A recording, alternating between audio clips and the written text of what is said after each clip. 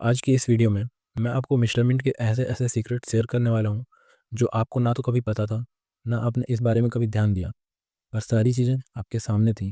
Price कब ऊपर जाएगी, इतने नीचे क्यों आ गई, $0.05 पर आकर प्राइस क्यों रुक गई, इसके ऊपर या इसके नीचे क्यों नहीं, सभी चीज़ों को डिटेल में डिस्कस करने वाले हैं। अगर आप हमारे टेलीग्राम ग्रुप में ज्वाइन होना चाहते हैं तो लिंक डिस्क्रिप्शन में है। मिस्टर मिंट में कुछ ऐसा चल रहा है जो शायद आप में से बहुत ही कम लोगों को पता हो। सभी चीज़ें हमारे सामने होती हैं, चार्ट सबको वही दिखता है, पर उस चार्ट की बारीकियों को सब नहीं समझ पाते। ये तो सबको पता है कि मिस्टर मिंट 55 रुपये से गिर के 4-5 रुपये पर आ गया, पर ऐसा क्यों हुआ? इसका असली कारण शायद ही किसी को पता हो।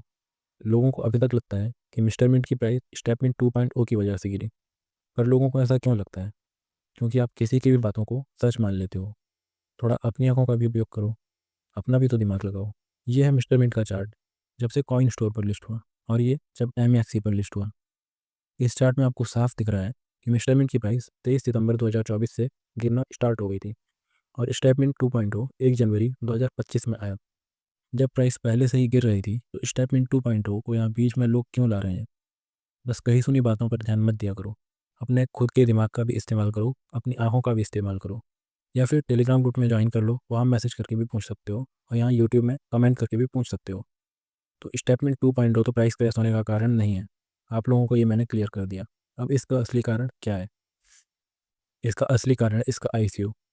ये सिर्फ मिस्टर मिंट कॉइन में नहीं, सभी कॉइन में होता है। आईसीओ का मतलब इनिशियल कॉइन ऑफरिंग।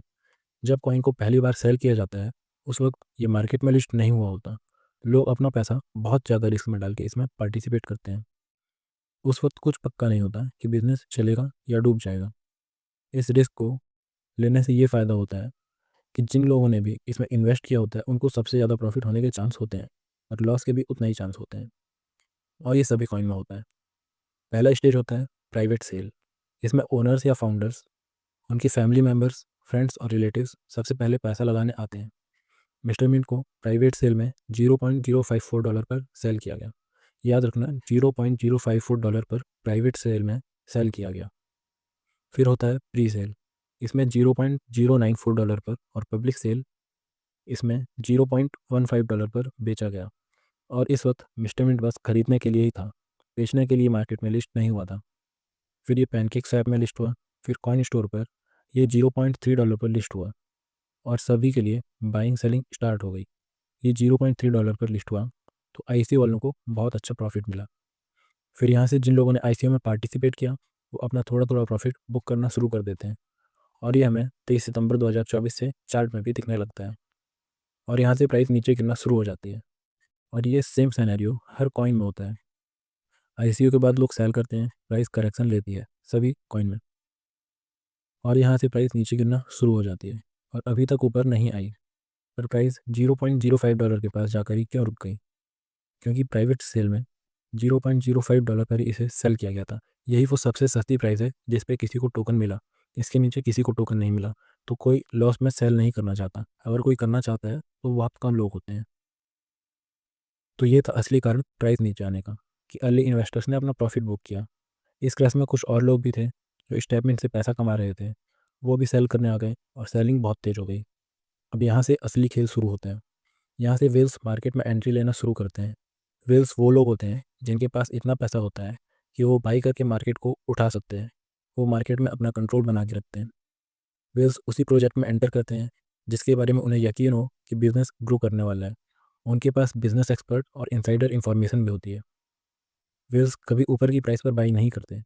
वो या तो प्राइस नीचे आने का इंतजार करते हैं, या किसी तरह प्राइस को नीचे लाते हैं, फियर और पैनिक क्रिएट करते हैं, लोगों से सेल करवाते हैं, और फिर प्राइस नीचे आने के बाद उसे खुद बहुत ज़्यादा क्वांटिटी में बाई करते हैं। वेल्स कुछ बड़े इन्वेस्टर्स का ग्रुप होता है, ये कोई अकेला इंसान नहीं होता। ये हमेशा अपने पास 60 से 70% कॉइन हमेशा रखना चाहते हैं।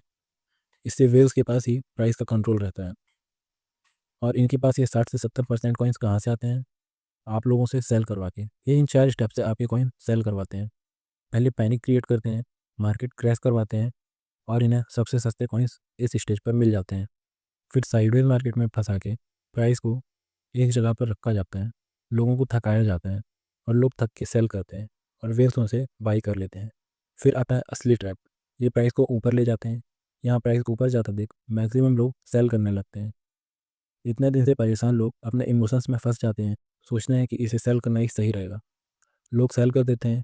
बाइंग प्राइस पर आते ही या थोड़ा प्रॉफिट में आते तक 90% लोग सेल कर चुके होते हैं और वेव्स बाई कर चुके होते हैं। अब वेव्स ने मार्केट का कंट्रोल ले लिया। अब वो जितने चाहे प्राइस को उतना ऊपर ले जा सकते हैं और आप सेल नहीं कर सकते क्योंकि आप नीचे ही सेल कर चुके हैं। और इस बढ़ते प्राइस का उन्हीं को फ़ायदा मिलेगा जो सेल नहीं करता। सिर्फ वो 10% लोग जिन्होंने सेल नहीं किया, और सबसे ज़्यादा वेव्स को फ़ायदा होगा। अब मैं आपको चार्ट जूम करके दिखाता हूँ।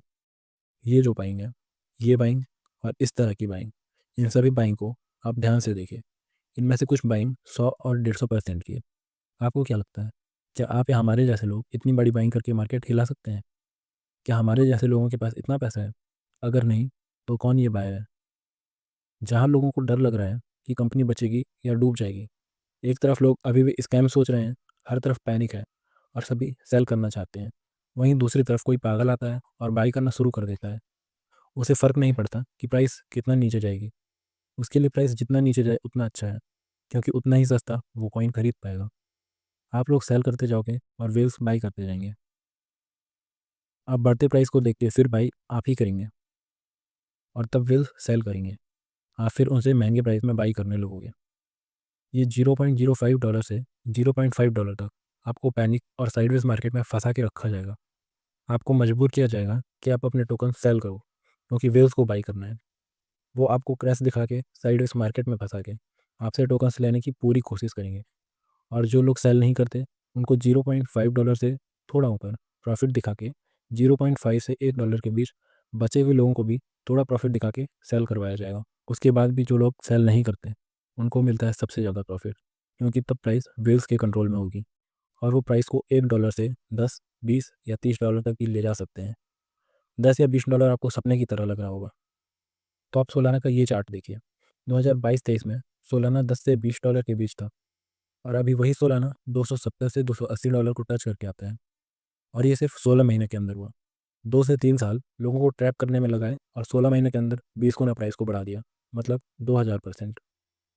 ये होता है वेल्स का गेम, और ये सब पूरा होने में 3 से 4 साल का समय लगा।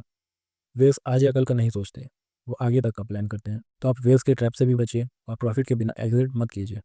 अगर आपको वीडियो पसंद आई हो तो लाइक ज़रूर करना और चैनल को भी ज़रूर सब्सक्राइब करना। नेक्स्ट वीडियो विड्रॉल प्रॉब्लम को लेके है, तो चैनल को सब्सक्राइब करके बेल आइकन भी ज़रूर दबाना।